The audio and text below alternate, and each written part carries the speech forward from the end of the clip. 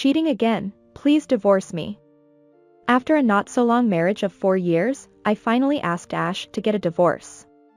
My in-laws took my side and gave my husband a stern talking to. He looked annoyed and had a blue streak on his temple, but then he grinned and said, "Okay, all right, I'll divorce you. But on one condition. You can make any conditions you want, anyway I'm not going to stay married to you anymore." "Fine, then take my parents and our babies and get out." "No alimony or child support." He continued with a thin smile with a condescending face. "You know, it's bad enough to be cheated on, but it's also bad enough to be cheated on. I'm tired of looking at your depressed face. And also, the handsome man with a lonely shadow on his back who has been divorced is very attractive to women, isn't it?" Apparently, he still didn't think I meant seriously. "Oh, no, seriously? Your new house is." I sent him a picture of my new house. "I am Susan, 28 years old. I'm a mother of 3-year-old twin girls. My husband Ash is 4 years older than me, 32, and a salesman for a trading company. We have been married for 4 years. During our relationship, we found out I was pregnant and hurriedly registered for the marriage.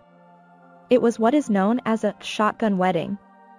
Ash was a salesman who came to the office where I was working at the time, and I admired him as a cool guy from the first time I saw him. We became close through our business contacts, and when he asked me to meet with him outside of work, I felt like I was on the verge of heaven. That's how good my first impression of Ash was.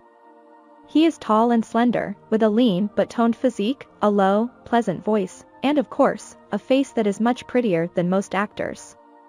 We dated a few times and became close, and before I knew it, we were carrying a child. When I confided this to Ash, he was delighted and asked me to marry him. I was happy. It was like being the heroine in a story with a happy ending. But when we finally got together, the story was not a happy-go-lucky tale, but rather a comic book about the trials and tribulations of a philandering, unfaithful husband. Ash was certainly good-looking and used to dealing with women.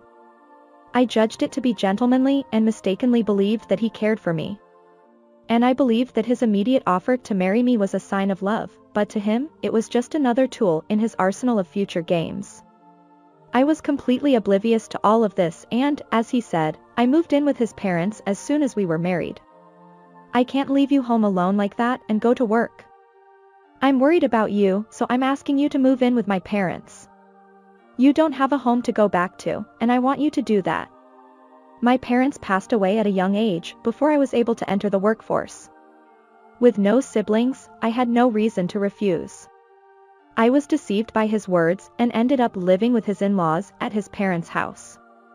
Fortunately, his parents were good people. If they had been the same kind of in-laws, I would have despaired of my life a long time ago. "Don't worry about your life, I'm a good salesman and I earn enough to raise you and the kids. So quit your job and have your children in peace." When Ash found out that the new life inside me was twins, he said this and encouraged me to quit my job. I liked my job, and I was attached to the place I had worked at since I left college. I was a little worried about that, but I was also very concerned about my first delivery and twins, so I did as my husband suggested and quit my job. So I did as my husband recommended and quit my job, and was able to greet the day I would become a mother with peace of mind, as peaceful as it looked, just like the hero of the story with the happy ending I had initially thought I would be.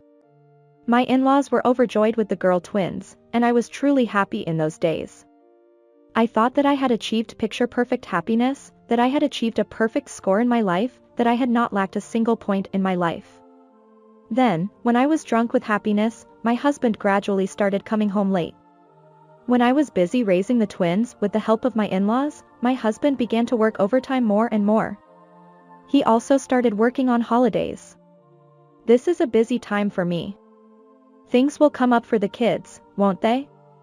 If I refuse the company's request and get demoted, that would be a big problem. I hope you can get through this with the help of my parents. I'm counting on you. Ash put his hands on my shoulders and looked me firmly in the eye as he said this. And I thought to myself, my husband is doing his best, so I have to be a strong mother too. Raising twins was more difficult than I had imagined. Every night my babies would take turns asking for milk. When I put one down to sleep, the other would wake up and cry. Sometimes they just cried because they wanted to be held, even if their diapers were not wet and they were not hungry. I was already exhausted. If my in-laws had not been there, I would have collapsed, unable to sleep. But my in-laws were kind. Even my father-in-law, who told me that men did not do much childcare in his time, held his grandchildren in his arms and nursed them, albeit timidly, and told me to get as much rest as I could. I was grateful. In that sense, I was like the hero of a truly happy story. The only thing that left me with a hazy feeling was the fact that there was no prince or husband in the story at all, but that too was lost in the busyness of life, and before I knew it, I had grown accustomed to it. One day, however, a letter found in Ash's bag revealed something. It was a love letter from a woman to him. She wrote passionately about how wonderful their time together had been and how much she loved him. What does this mean? Ash was shown it and then made a disgusted face. Who is this prankster? He fluttered the paper and said it was a bad prank. Ash fluttered the letter and said, "It was a bad prank. Can I trust you?" I confirmed, and he looked displeased. You don't believe me? I feel bad that I'm working so hard to provide for my family. He became angry at me for saying that, and I hurriedly apologized. At the time, the way he was angry made it hard for me to believe that it was a lie. Now I can see that by getting angry at me like that, Ash was trying to keep me from saying anything more. But at the time I still believed him, and I was afraid that he would hate me by making me even more angry. One day my in-laws noticed that I wasn't feeling well. They both asked me if I had something to worry about, and I couldn't bear to tell them what had happened. As soon as they heard, the color of my in-laws' faces changed and they both bowed their heads and apologized. Susan, I'm sorry. Maybe it's true. Huh? What he told me, and it was a shocking revelation. Because of his good looks, Ash had always been dating lots of girls since high school, and it was normal for him to date several at the same time. These girls would come over to his house and sometimes start fistfights right in front of him. But none of them lasted long, and his parents thought he would just keep playing around and never get married. You can't imagine how happy we were to hear that he brought you to us as someone he wanted to marry and that you were even going to have a child. I thought you had finally calmed down. I felt my feelings had cooled off. I left the children with my in-laws and decided to have a talk with my husband. Of course, I want to believe you. But, you know, there are so many strange things. For example, the day I left for work on a holiday, there was a debit on my credit card from a theme park, or the day I came home at the stroke of midnight from working late, there was the smell of soap in the house. When I raised some of those things and asked him to tell me the truth, he laughed hysterically and said, "You shouldn't have cared about that. If you didn't know, you would have stayed happy for a long time too." As soon as I heard that, I felt the blood drain from my whole body. You're the only one who's married to me. Is that not good enough for you? Can't that be enough for you? How was I supposed to answer such a question? Perhaps it was because my husband had mentioned it once, but he revealed his true feelings one after another as if he had been damned. He got married because if he married one person, the person he was going out with, knowing that, would not press him to get married. I had no parents or relatives to deal with. I figured that if he made me quit my job, I would lose my financial power and he would have to do what he said. I was a convenient woman who fell for his strategy. Ash said, "So, if you don't want a divorce, don't complain from now on, understand?" I couldn't say anything and could only silently lie down in front of Ash, who was smiling broadly. It was frustrating. After that, Ash stopped hiding what he was doing. He simply told me and my in-laws to leave if they had any complaints. His in-laws were very eager to believe in their son, but he had gotten to the point where he could no longer control what he wanted to do. I almost gave up at one point. As my husband said, I had no way to make ends meet after having twins and quitting my job. I thought about suing Ash for infidelity and going to court, but the time, effort, and money involved were too much for me to act. I thought that if I just stayed quiet and let him do what he wanted to do, at least I could make a living and survive. I even thought about pretending that I didn't know him and fooling myself into thinking that he was a good husband. But it was my in-laws, of all the people, who made me change my mind. They made me a certain proposal. And I decided to take them up on their offer. From that day on, with the help of my in-laws, I continued to make efforts for that day. 3 years passed. Another affair, please divorce me. After 4 not so long years of marriage, I finally asked for a divorce. My in-laws took my side and gave my husband a stern talking to. He was annoyed and had a blue streak on his temple, but eventually, he grinned and said, "Okay, all right, I'll divorce you. But on one condition. I'm not going to stay married to you anymore anyway." I held out the completed divorce papers. Ash looked surprised to see it. "Fine, then take my parents and our babies and get out. No alimony or child support." He continued with a thin smile as if he were mocking me. "You know, it's bad enough being unfaithful. I'm tired of looking at your depressed face too.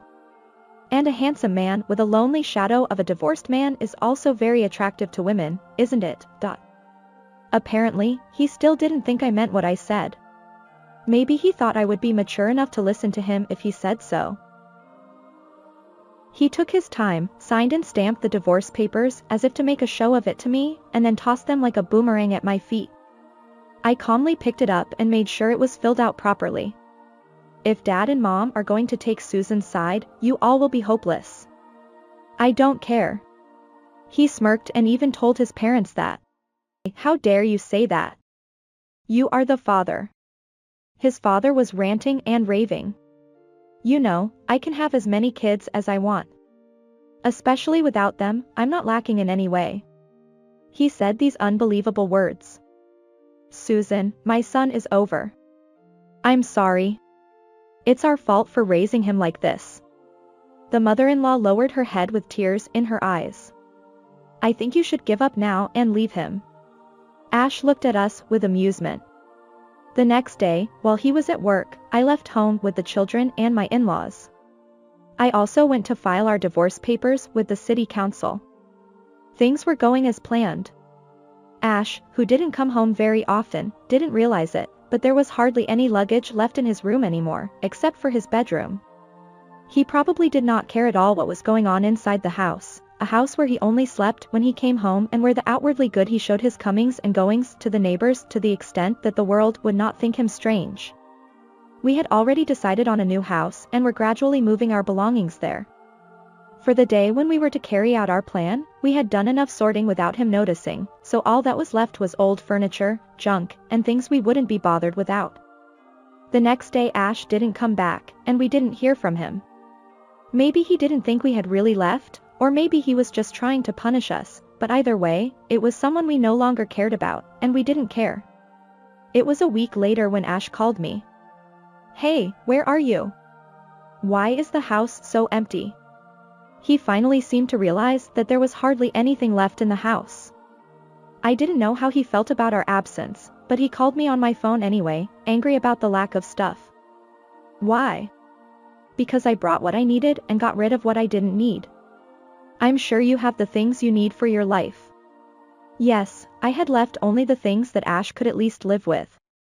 Dishes, just enough shampoo, body soap, and towels to take a bath for now. The double bed we slept in together was also left in place, as I knew he would need a place to sleep as well. Well, I slept on a futon in the Japanese-style room with the kids, so we hardly slept together anymore.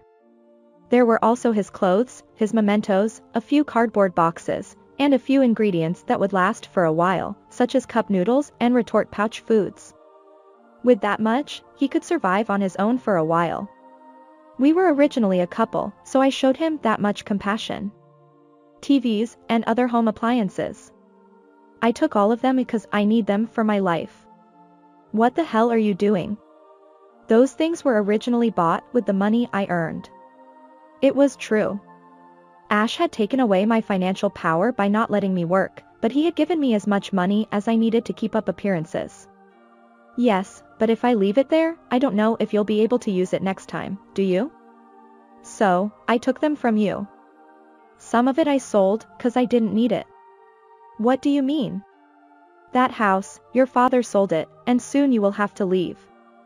Ash, what the hell? He exclaimed so loudly as my ears would suffer that I had to keep my ear away from my phone.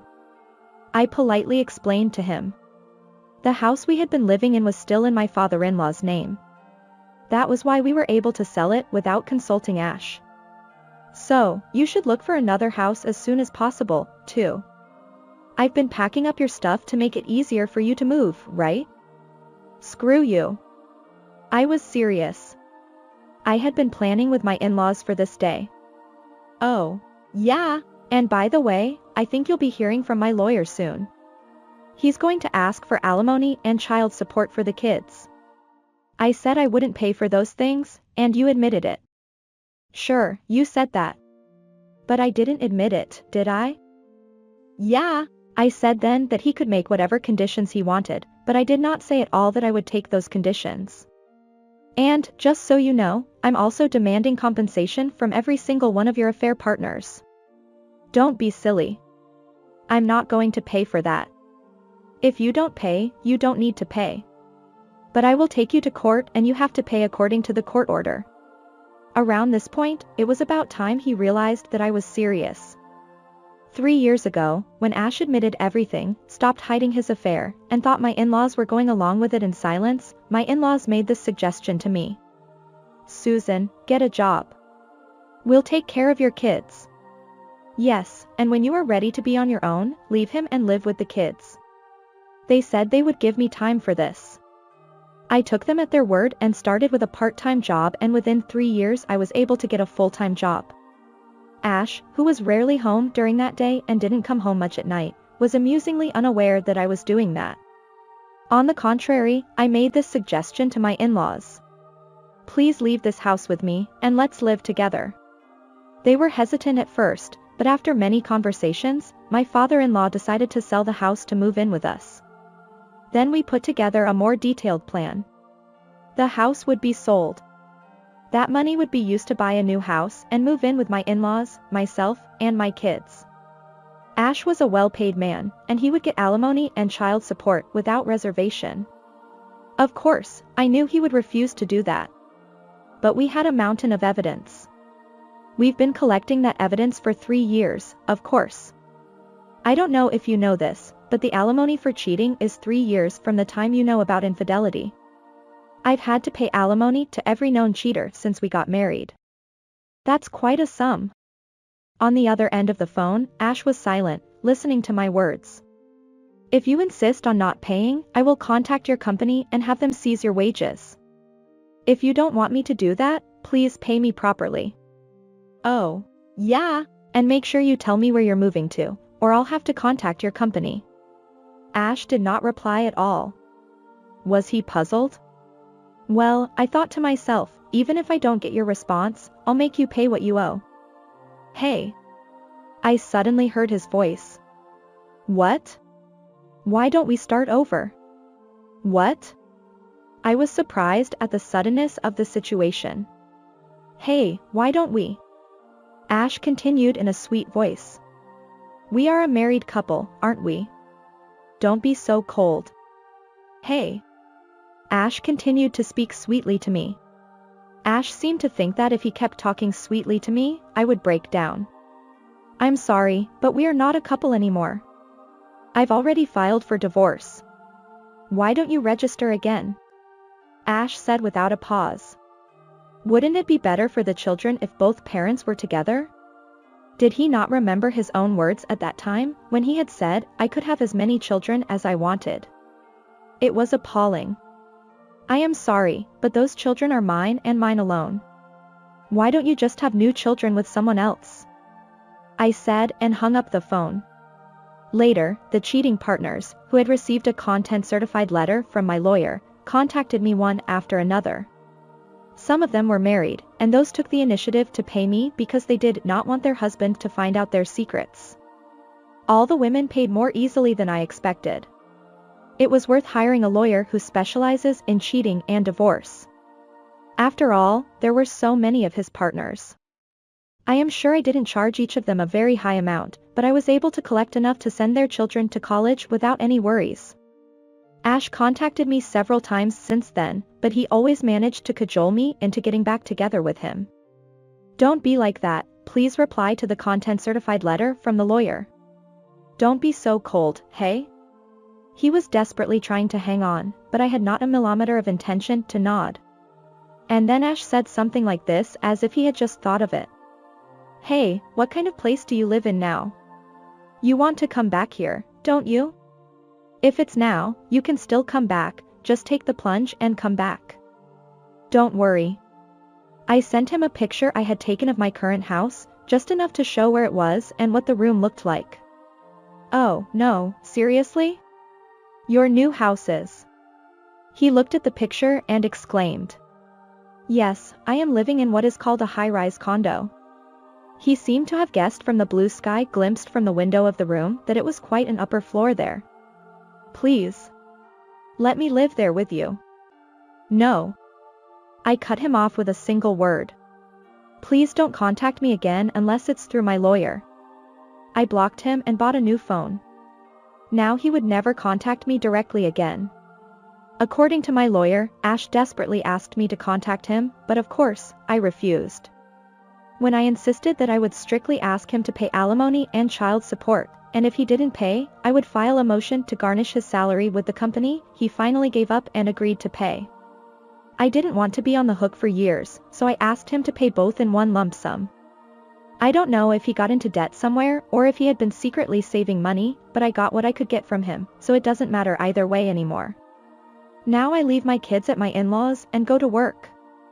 To be honest, I have enough alimony to get by without working, but no one knows when things will happen.